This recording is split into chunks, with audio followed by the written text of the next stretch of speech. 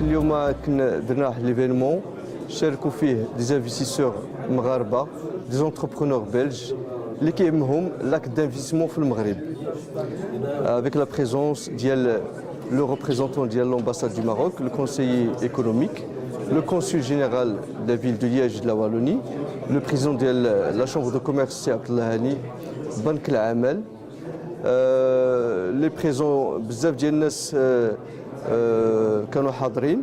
Ils étaient très intéressés والاسئله توضعت كانت اسئله عمليه والناس متحمسين بزاف. Ami Cédric Boufkar, qui est notre conseiller économique près de l'ambassade. C'est une rencontre qui trouve sa justification dans la stratégie de communication autour de la thématique d'investissement au Maroc. C'est une occasion parmi d'autres et c'est une heureuse occasion de pouvoir communiquer autour du potentiel en termes d'investissement qu'offre le Maroc aujourd'hui. Le Maroc est une économie en croissance, c'est une économie en progression qui fait une moyenne de 5% de croissance annuelle. C'est une économie qui offre énormément d'opportunités en termes d'investissement et de création de richesses. À travers les stratégies sectorielles qui ont été développées au Maroc, que ce soit sur le plan agricole, industriel, l'aéronautique, le tourisme, la pêche maritime, etc.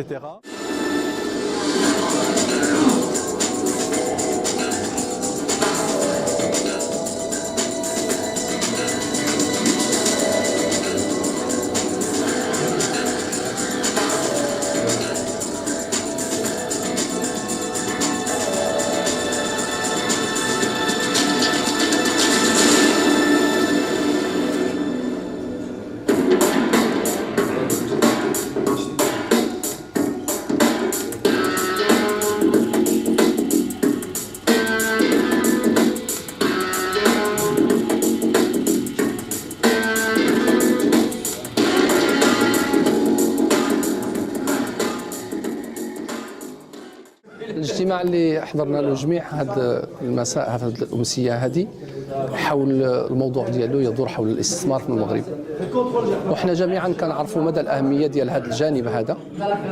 والبلاد ديالنا الحمد لله المغرب الكل اليوم كيعرف مدى التطور الحديث والحداثه اللي كاينه في البلد ديالنا، مدى التطور على جميع المستويات سواء كانت الاقتصاديه او الاجتماعيه او غيرها.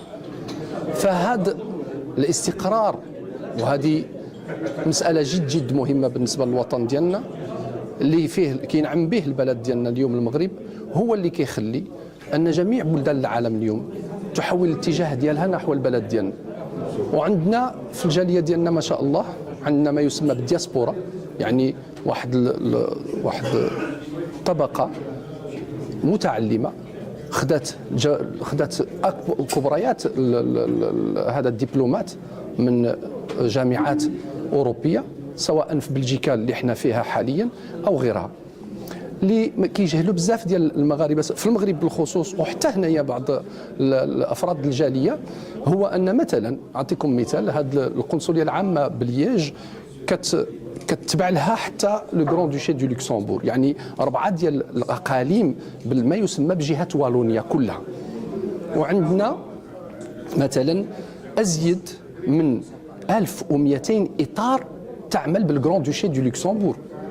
عندنا اطر عليا متواجده في جميع المجالات الحيويه والحيه فيما يخص لا والوني.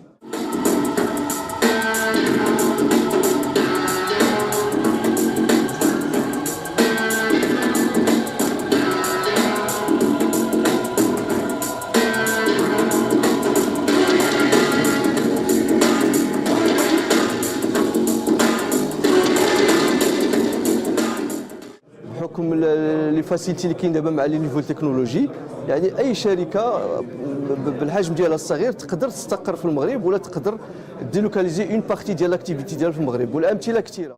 À travers ces stratégies qui sont dotées de programmes réalistes et réalisables, l'État marocain offre énormément de mesures d'incitation et met en place des mécanismes d'incitation, d'investissement dans ces secteurs et accompagne les investisseurs potentiels. Et ceci a été vérifié dans la mesure où nous avons reçu ces dernières années un certain nombre d'investisseurs de classe mondiale, comme dans le domaine de l'aéronautique, Bombardier, le Canadien, mais aussi Renault en matière de construction de voitures. Et il y a aussi d'autres des investisseurs dans le domaine touristique qui s'installent au Maroc et qui manifestent de plus en plus leur intérêt et qui font confiance au potentiel que le Maroc offre dans ce domaine.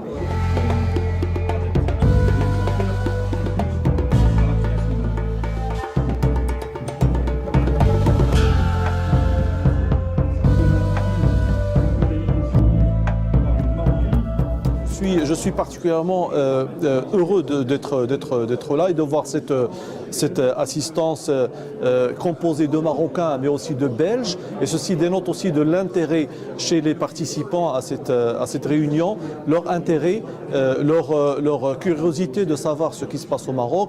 Peut-être que chez certains, il y a des idées qui germent déjà et qui ont besoin d'un coup de pouce, et d'autres peut-être qui ne savent rien ou peu sur les réalités économiques au Maroc. C'était l'occasion de parler aux uns et aux autres. Les premiers, c'est pour les encourager dans leur démarche, et les autres, c'est pour les initier à ce qui se passe au Maroc et les encourager à réfléchir sérieusement à l'option Maroc, étant donné l'ensemble des avantages qui sont offerts sur place. كنطلب جميع المغاربه باش يمشيو يتوجهوا الوطن ديالهم الام باش يستثمروا فيها. يعني الاستثمار دابا في المغرب يعني اللي بغى يستثمر دابا يستثمر في المغرب، لحقاش دابا اوروبا بدات يعني كتنزل ولهذا باش نضربوا كمثال نشوفوا في اسبانيا ونشوفوا في البرتغال ونشوفوا في الطاليان. يعني ولهذا كنوجه النداء من هذا المنبر لجميع المغاربه باش يمشيو يستثمروا في الوطن ديالهم الام. ان المغرب غادي بحال كيعاود يحتضن وليداته. ما يمكنش يكون نفس الاسلوب اللي يتعامل به واحد اخر، غادي يكون هذاك المغربي هو الاولى، وخصوصا لما كنعرفوا اننا حنايا كاين واحد هذا كاين واحد بحال واحد الرغبه ان الانسان يرجع للمنطقه اللي هو موجود فيها. مثلا الوجدي لما كيمشي لوجده وهو تيكون هكا، راكم عارفين كيفاش اليوم يستقبلون من طرف الولاة، من طرف العمال، من طرف القياد، من طرف لي غيشي اونيك دانفيستيسمون، من طرف كلهم الناس. الاستقبال ديالهم راه الحمد لله طيب جدا. المطلوب من هاد الناس هادو هو انهم يبنيوش الاستثمارات ديالهم على هاد المساله هذه. هذا سي مساله مهمه وهي تقديميه للمشروع ديالهم، ولكن المشروع تيخصو حزم، تيخصو دراسه، تيخصو الانسان يلم بهذا المشروع هذا، ماشي يهز راسو ويمشي ويعتبر انه في نهار واحد غادي ينجز واحد الحاجه. الناس راه كتعيش ال5 سنين و10 سنين باش كتشوف النتائج ديال الاستثمار ديالها، ولكن المغرب كيعطيك فرصه انك في سنه تشوف النتائج الاستثمار ديالك. ولكن الانسان يوجد راسو، القنصليه حل الباب ديالها، اي حاجه بغات اي مواطن مغربي اللي تابع لهذه القنصليه كنساعدوه، راه كنتكلموا حتى عبر الهاتف مباشره بالمسؤولين ديال المنطقه اللي غادي يمشي لها المستثمر. هذه اضافات جد مهمه. واذا كان واحد الانسان اللي هو خدوم واللي هو تيعمل من الصالح العام وتيساعد الجاليه ككل، هذا كتكون له عاوتاني واحد الاستقبالات ديالو ان شاء الله باذن الله عندها كرد فعل على داك الشيء اللي كيقدم البلد ديالو هو في بلد الهجره.